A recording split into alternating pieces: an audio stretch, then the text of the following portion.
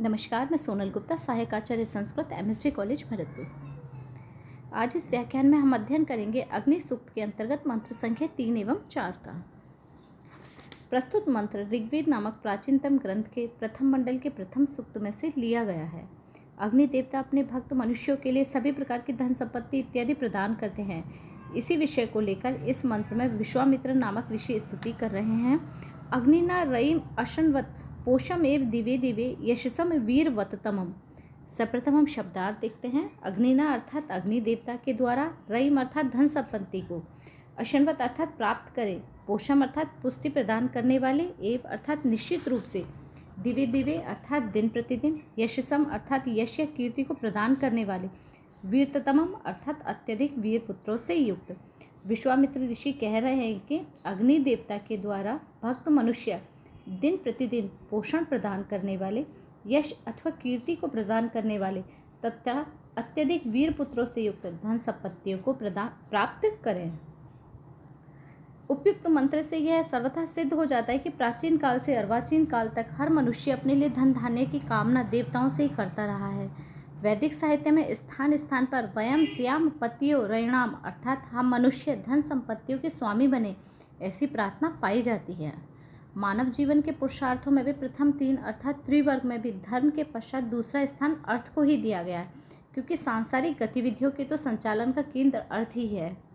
प्रस्तुत मंत्र में वैदिक गायत्री छंद का प्रयोग किया गया है। इसके तीनों चरणों में 8-8 अक्षर होते हैं, अर्थात संपूर्ण छंद की वर्ण संख्या 24 होती है। प्रस्तुत मंत्र में धन धान्य आदि को प्राप्त करने वाला भक्त मनुष्य अथवा उपासक या यजमान अप्रस्तुत है, अर्थात क्रिया की सिद्धि के कर्ता के रूप में उसकी संगति स्वयं बैठती है। प्रस्तुत मंत्र ऋग संहिता के प्रथम मंडल के प्रथम सूक्त में से लिया गया है। विश्वामित्र ऋषि इसमें यह प्रार्थना कर रहे हैं कि अग्निदेवी यज्ञ की रक्षाएं किया करते हैं और अग्नि देवता हविष्य अन्न को निर्धारित देवताओं तक पहुंचाया करते हैं।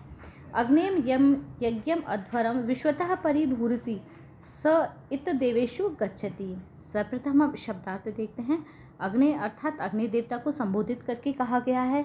यम अर्थात जिस, यज्ञम अर्थात यज्ञ को, अध्वरम अर्थात हिंसा से रहित, विश्वतः यानी सभी ओर से, परिभू व्याप्त करने वाले, असि यानी आप हो, सह यानी वह, इत यानी निश्चित रूप से, देवेशु यानी देवताओं में, गच्छति यानी जाता है अथवा पहुँचाता है। विश्वामित्र ऋषि यहाँ कह रहे हैं कि हे अग्नि देवता, जिस हिंसा रहित यज्ञ को आप चारों तरफ से व्याप्त करने वाले हो, वही यज्ञ अर्थात हविष्यान निश्चित रूप से निर्धारित देवताओं में जाता है।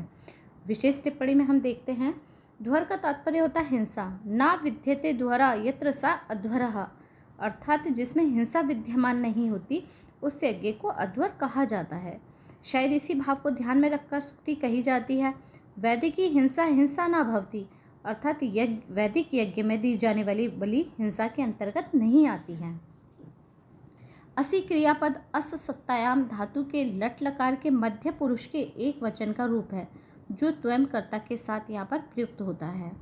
गच्छति क्रियापद गम धातु के लट लकार के प्रथम पुरुष के एक वचन का रूप है, यही अन्य पुरुष भी कहा जाता है। इस मंत्र में भी अन्य अन्य मंत्रों की भांति ही गायत्री छंद का और उद्दात आदि स्वरों का प्रयोग किया गया है।